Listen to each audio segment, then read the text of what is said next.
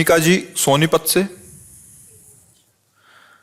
श्री हरिवंश महाराज जी मैं वाहे गुरु जी को मानती हूँ, पर मुझे आपका सत्संग सुनना बहुत अच्छा लगता है। क्या मैं राधा नाम के द्वारा वाहे गुरु जी गुरु नानक देव जी के दर्शन कर सकती हूँ? कृपया मेरा मार्गदर्शन करें। हाँ, एक ही प्रभु बहुत रूपों में विराजमान है, कोई प्रभु सौ दो सौ नहीं है। वही सदगुरु हैं, वही वाहे गुरु हैं, वही सतनाम है, वही वाणी है, गुरुवाणी भी वही, एक ही विविध रूपों में विराजमान है। अगर जिससे हमारा भाव बन जाए राधा राधा राधा, वो अंदर चाहत है, तो नानक साहब प्रकाशित हो जाएंगे हृदय में। क्योंकि वाणी जी ये कह रही कि नाम रूपी जहाज में बैठ जाओ और पार हो जाओ। गुरुवाणी कह रही नानक नाम जहाज है, चढ़े सो उतरे पार।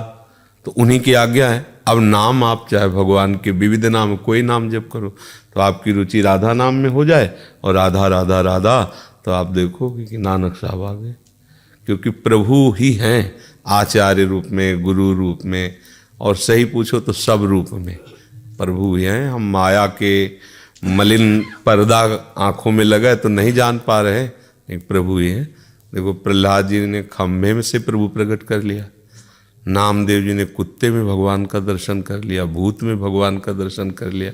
ऐसे ही भगवान सब रूपों में। अगर हम कोई भी जिसमें हमारी रुचि हो जाए, श्रद्धा हो जाए, नाम जप करें, तो वही प्रभु मिल जाएंगे जो भावना करेंगे।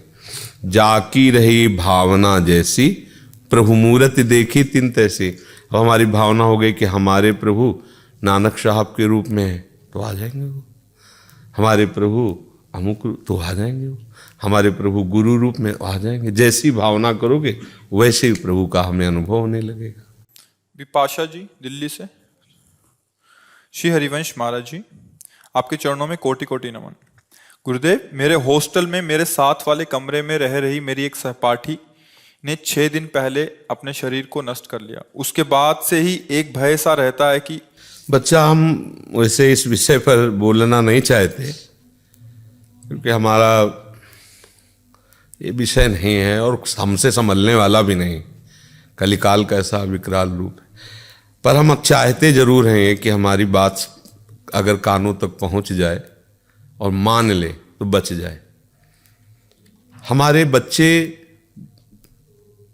अब बिगड़ने के मार्ग में खड़े हो चुके हैं, क्योंकि ना तो शास्त्र मानते हैं और ना अपने बुजुर्गों की बात मानते हैं, माता पिता बाबा दादा, अच्छा, और ना उनके संतों पर श्रद्धा है।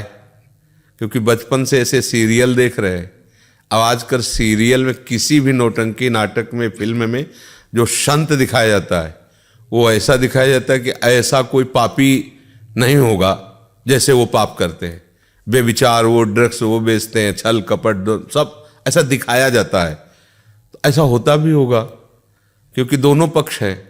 अगर असली नोट है तो नकली नोट भी है, अगर नकली है तो उसका असली भी तो होगा। क्योंकि अगर असली कॉपी नहीं हुई तो नकली कॉपी कैसे हो गई? तो जब तक संतों की बात, शास्त्र की बात और पूज्य जनों की बात नए बच्चे नहीं मानेंगे, तो उनको ये ज्ञान नहीं कि मेरा हित किस में है। अच्छा, मन जो है ये बेईमान, बहुत जन्मों से बेईमानी करता आ रहा है। अब नए नए बच्चे हैं, उनके सहपाठी जो हैं, चाहे वो बच्ची सहपाठी हो चाहे बालक सहपाठी हो, उनको ऐसा संग मिला है, मोबाइल का रंग और भारी कुसंग। अब उनको ये लगता है कि इंद्रियों के द्वारा मनोरंजन करना कोई खास बात नहीं, कोई पाप नहीं, कोई अपराध नहीं, और शासन कोई नहीं।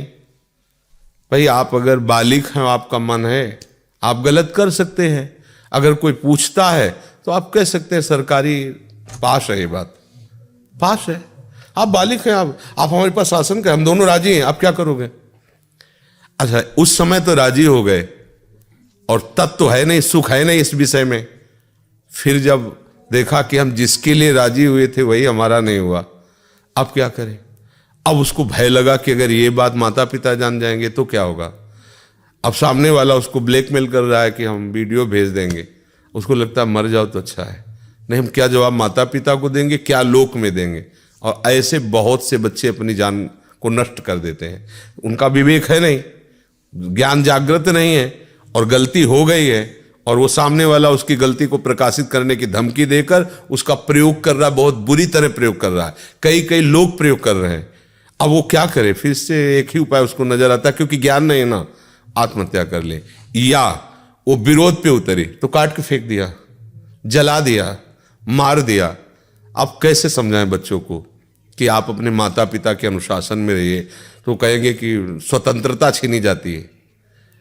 भला कोई भी माता पिता अपने बच्चों को, वो बहुत ही दुष्ट होगा तो बात अलग, नहीं, अपने बच्चों का शोषण नहीं करेगा, वो यही सोचेगा मेरा बच्चा सुखी रहे ना। अब हम कैसे समझाएं, आज का समय ऐसा चल गया कि हमारी बात नहीं मानी जाएगी। ये हम कहते हैं दोस्त बनाना पाप नहीं है, दोस्त बनाओ।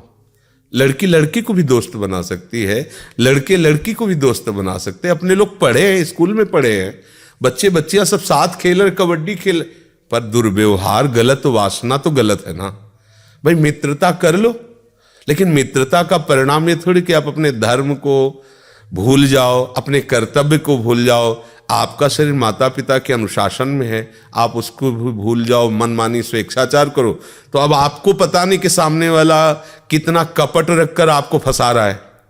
ये और बढ़ेगा जब तक आप हमारी बात को समझेंगे नहीं, शास्त्र की बात को नहीं समझेंगे, अपने बुजुर्ग माता पिता की बात नहीं समझेंगे। इनसे गलत नहीं होगा। बच्चों को जब माता पिता डांटते हैं तो उनको लगता है हमारे दुश्मन है, नहीं, यही बात है, यही गलती है। अब माता पिता भी क्या करें, तुम्हारे सुख के लिए तुम्हें पैसा दे दिया, तुम्हें अच्छी जगह पढ़ा लिखा रहे, लेकिन आप अपने कर्तव्य बिगाड़ लो। छोटे छोटे बच्चे हैं, मदिरा पीते हैं, शराब पीते हैं, छोटे छोटे बच्चे हैं, गंदे आचरण करते हैं। कैसे, मतलब कैसा जीवन होगा, मरा हुआ जीवन, किस तरह का जीवन रहेगा। अब ये बातें अभी कहें तो कहेंगे तो पुराने जमाने के बाबा जी हैं ना, आज के नए समय को ये लोग क्या जाने, यही पुरानी वो पीटते रहते हैं कि माता पिता की मानो, धर्म मानो, ये मानो। वो तो ऐसे विरोध करेंगे ना बच्चे ना, वो सब। पर धर्मो रक्षति रक्षिता, यदि आप धर्म की रक्षा करोगे तो धर्म आपकी रक्षा कर लेगा। तो देखो छोटे छोटे बच्चे अपनी जान दे रहे हैं। बहुत मतलब ये कुछ खुल जाता है, कुछ नहीं खुलता, बहुत ऐसा होता है। और ये तब तक नहीं सुधरेगा जब तक हम स्वयं नहीं सुधरेंगे।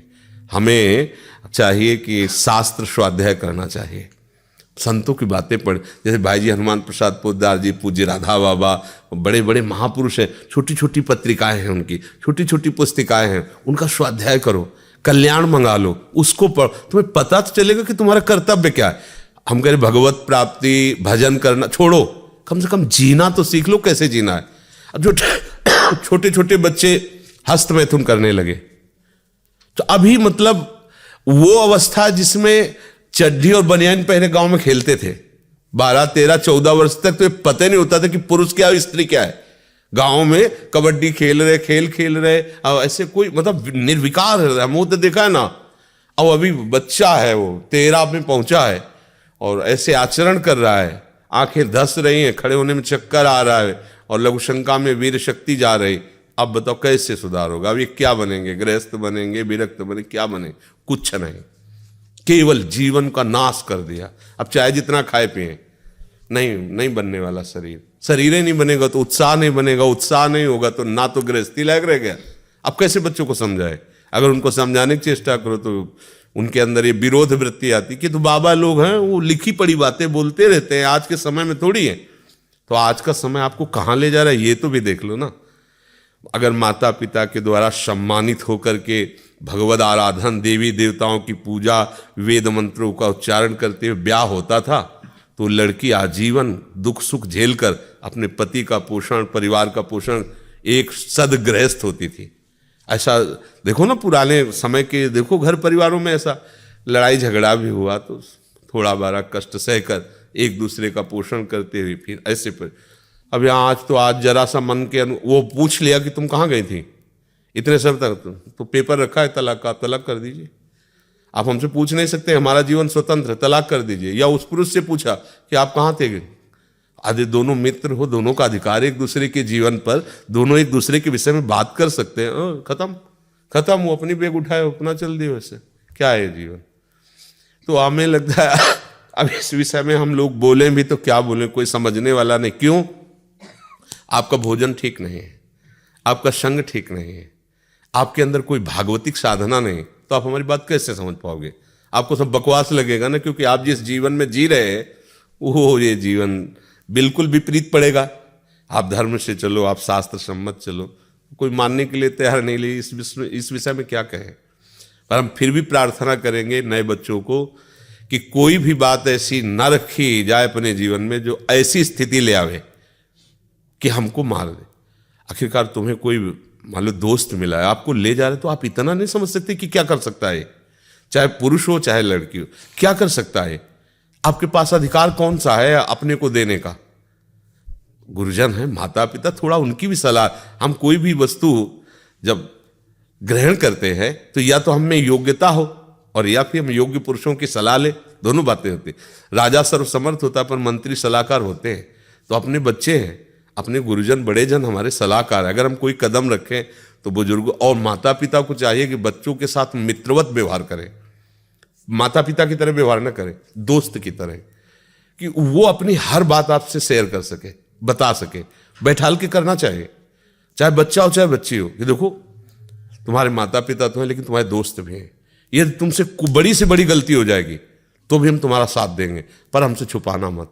तुम जहां कहोगे जैसे कहोगे हम खड़े हैं वहां, पर हर बात हमारे नॉलेज में होनी चाहिए।